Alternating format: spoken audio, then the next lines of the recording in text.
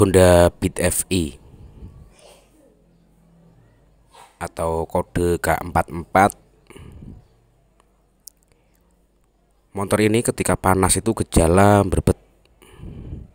Ketika panas gejala berbet, data sistem FE tidak menunjukkan kode kerusakan, tekanan full pump bagus, injektor bagus. Intinya sistem FE berjalan dengan normal. Tidak ada kode kerusakan yang ditimbulkan atau sejarah kerusakan. Intinya langsung saya cek di bagian kompresi, di bagian kop engine-nya untuk melakukan pengecekan apakah ada kebocoran kompresi di bagian klepnya atau di bagian ruang bakar. Nah, di bagian klep ini mengalami kebocoran ya. Di bagian klep ini mengalami kebocoran. Kompresinya mengalami bocor. Untuk klep X ini ada kebocoran namun sedikit gelembungnya.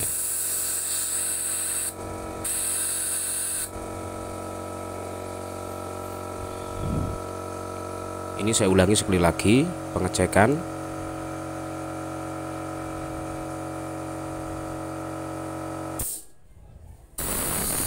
Bisa diperhatikan ketika saya semprot menggunakan kompresor, ada gelembung masuk. Nah, kurang lebih seperti ini. Ini tandanya kompresi itu bocor. Jadi bagi kawan-kawan ketika menjumpai sepeda motor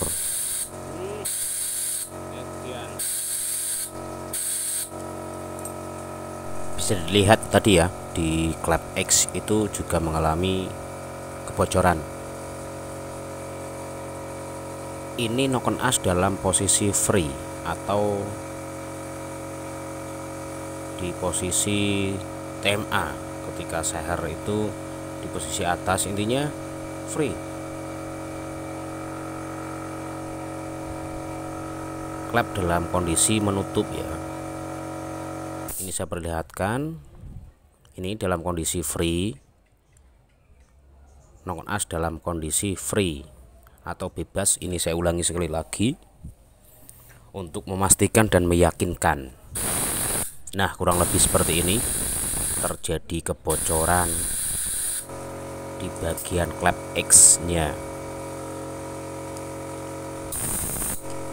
Sebentar, selangnya lepas.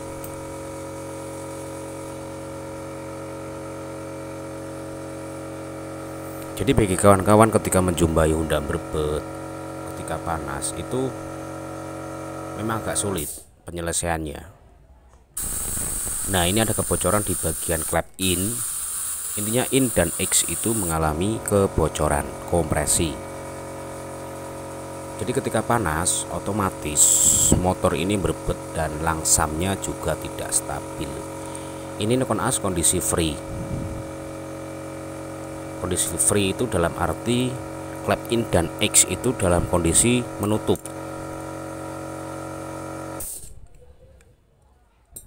Nah, ini dalam kondisi free, bebas, knock on as dalam kondisi bebas.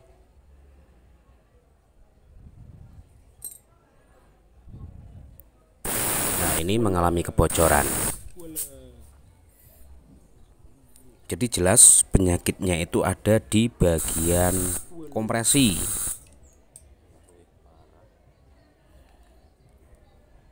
Kenapa mengalami kebocoran? Ya, ada kotoran yang mengganjal atau terjepit di bagian payung klep. Apa sebabnya? Ya banyak, mungkin karena kotoran, bisa jadi ya memang kotoran yang masuk ke bagian ruang pembakaran. Nah, kurang lebih seperti ini. Residu biasanya efek dari penyemprotan karbudiner yang disemprot melalui lubang throttle atau lubang filter. Sudah sering video saya tayangkan sebelumnya. Ini bisa dilihat di bagian payung klepnya ada kotoran yang terjepit atau terganjal oleh seating klep dan payung klep. Nah, ini di bagian seating klep dan payung klepnya ini bisa dilihat di bagian seating klep itu ada kotoran yang terjepit oleh payung klep ya, yang mengakibatkan kompresi itu bocor. Dari mana kotoran itu? Ya dari sisa pembakaran, bukan dari BBM, tapi dari kotoran yang masuk melalui lubang filter atau lubang throttle body, efek dari penyemprotan carbo cleaner.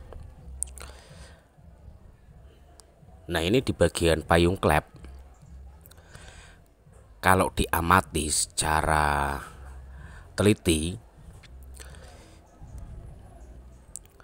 ada himpitan kotoran di antara seating klep dan payung klep yang menyebabkan kompresi itu bocor. Kurang lebih seperti ini. Di bagian seating klepnya itu ada residu atau kotoran. Jadi otomatis kompresi itu mengalami bocor karena klep payung klepnya tidak menutup secara rapat atau sempurna. Jadi masih ada rongga-rongga yang mengakibatkan udara itu masuk atau bocor lah istilahnya. Makanya kenapa saya tidak menyarankan ketika servis itu hanya dilakukan semprot cleaner karbu dari lubang throttle atau lubang filter. Ini juga sama, Honda Vario karbu mengalami kebocoran di bagian kompresinya. Ini Honda Vario karbu atau KVB, sama di bagian kompresi klepnya juga mengalami kebocoran karena langsamnya tidak bisa stabil. Ketika dingin susah langsam dan panas nanti gasnya besar sendiri atau kadang mati sendiri.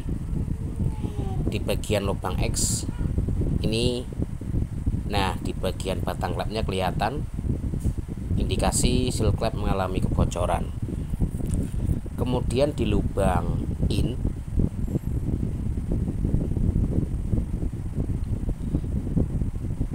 seal klep juga aus ya.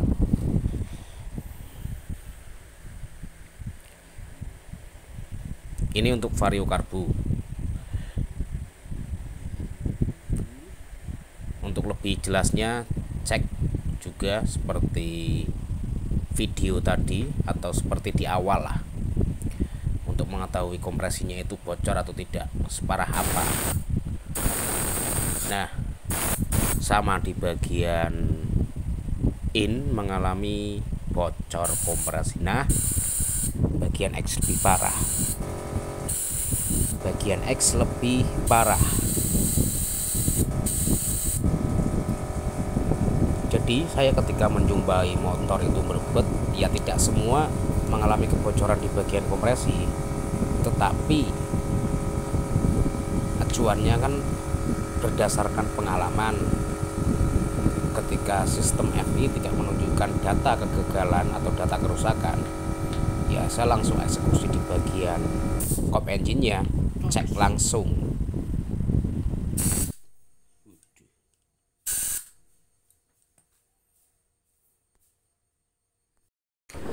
Baik, ini untuk tahap finishing untuk Beat FI tipe K44. Setelah saya lakukan skur ulang, ganti seal klep dan sebagainya.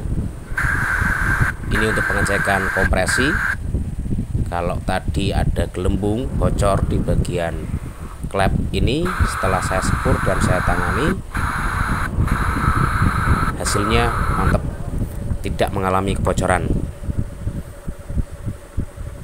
Jadi sekali lagi, saya tidak menganjurkan untuk servis penyemprotan, cleaner injeksi atau cleaner karbu melalui lubang filter atau lubang throttle. Kembali lagi ke konsumen dan mekanik punya cara tersendiri. Semoga video ini memberikan manfaat, memberikan informasi, dan memberikan sebuah edukasi. Intinya semoga bermanfaat. Terima kasih. Terima kasih. Selamat siang.